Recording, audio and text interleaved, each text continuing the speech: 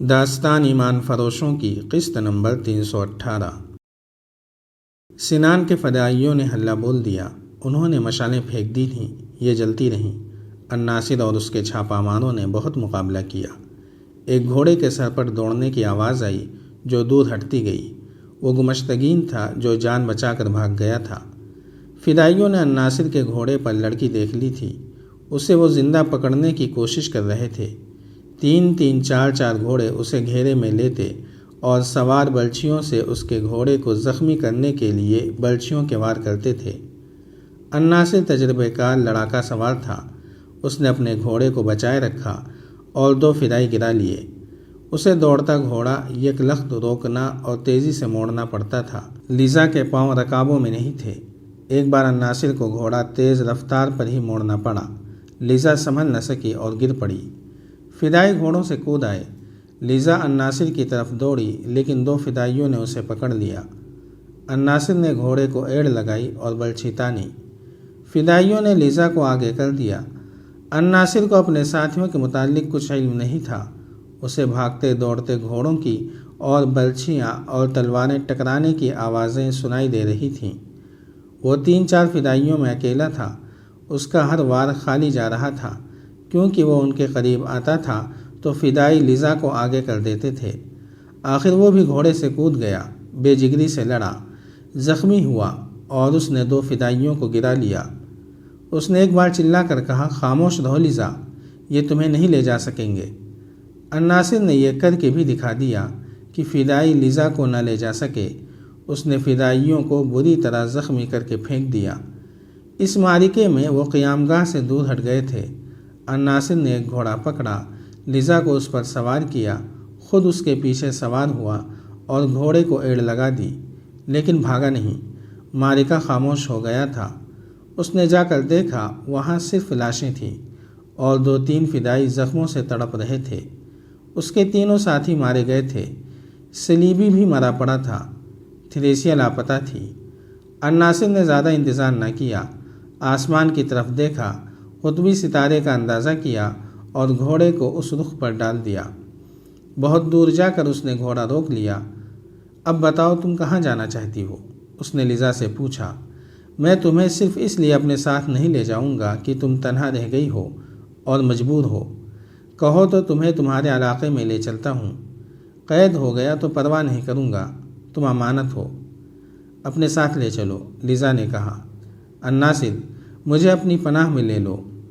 گھوڑا رات بھر چلتا رہا۔ صبح طلوع ہوئی تو الناصر نے علاقہ پہچان لیا۔ یہیں کہیں اس نے ایک بار اپنے جیش کے ساتھ شب خون مارا تھا۔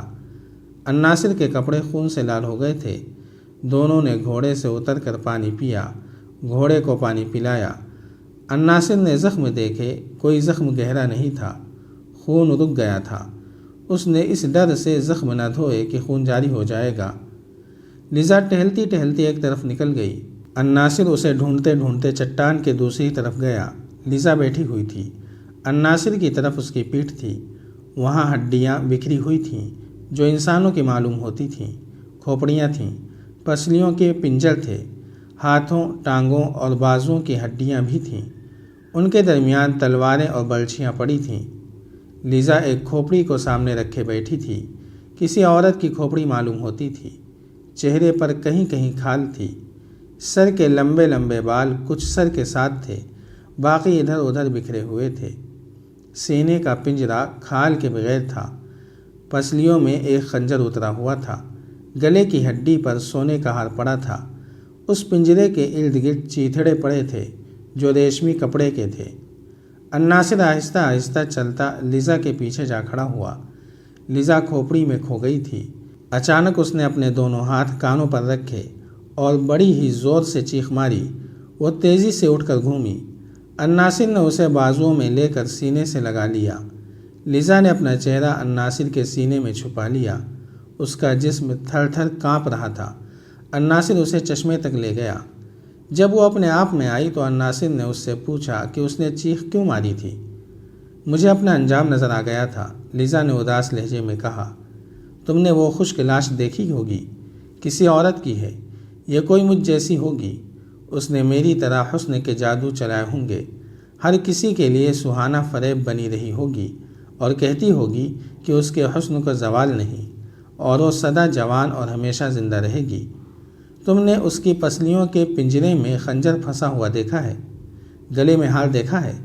یہ ہار اور یہ خنجر جو کہانی سناتے ہیں وہ میری کہانی ہے، اور دوسری جو کھوپڑیاں بکھری پڑی ہیں اور ان کے ساتھ جو تلواریں اور برچھیاں پڑی ہیں وہ 100 بار سنی ہوئی کہانی سناتی ہیں۔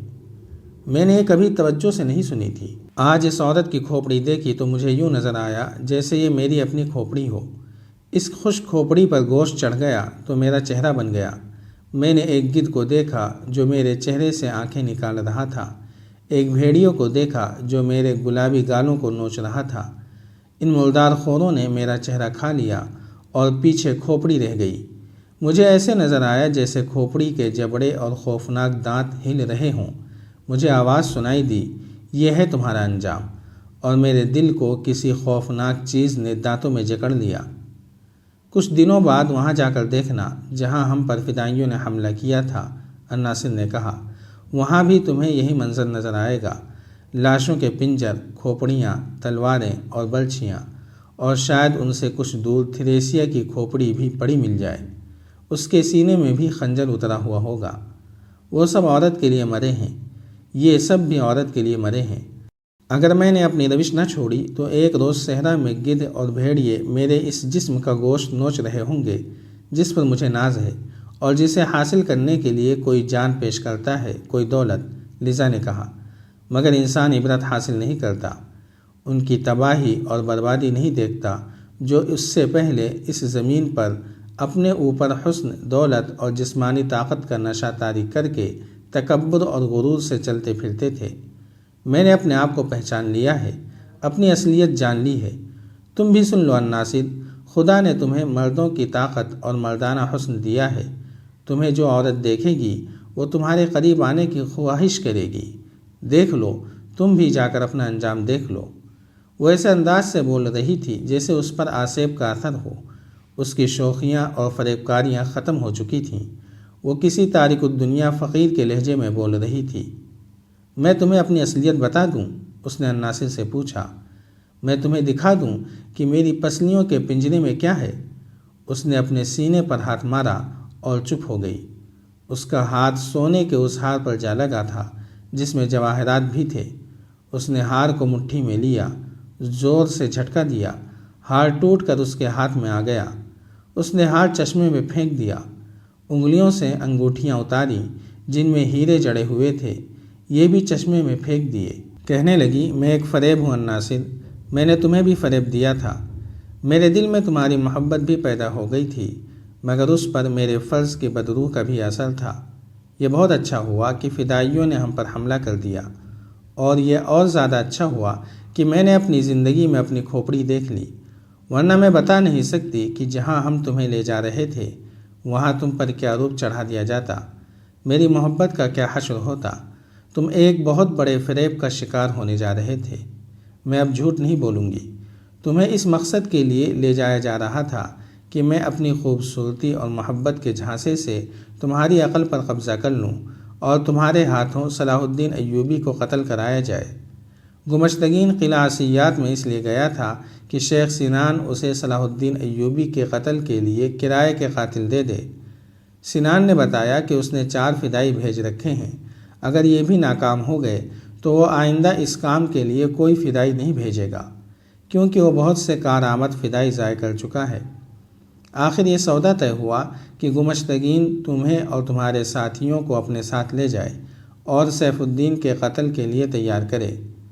اتنے میں ہمارا افسر آ گیا۔ اس نے فیصلہ کیا کہ ایوبی کا قتل ضروری ہے۔ یہ کبھی ممکن نہیں ہو سکتا کہ میں سلطان صلاح الدین ایوبی کے سائے کو بھی میلی نگاہ سے دیکھوں، الناصر نے کہا۔ دنیا کی کوئی طاقت مجھے اتنا بے عقل نہیں بنا سکتی۔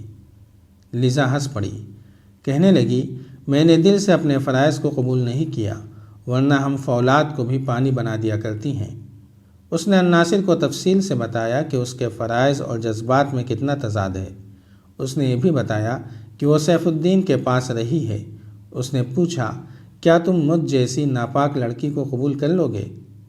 میں سچے دل سے اسلام قبول کر لوں گی۔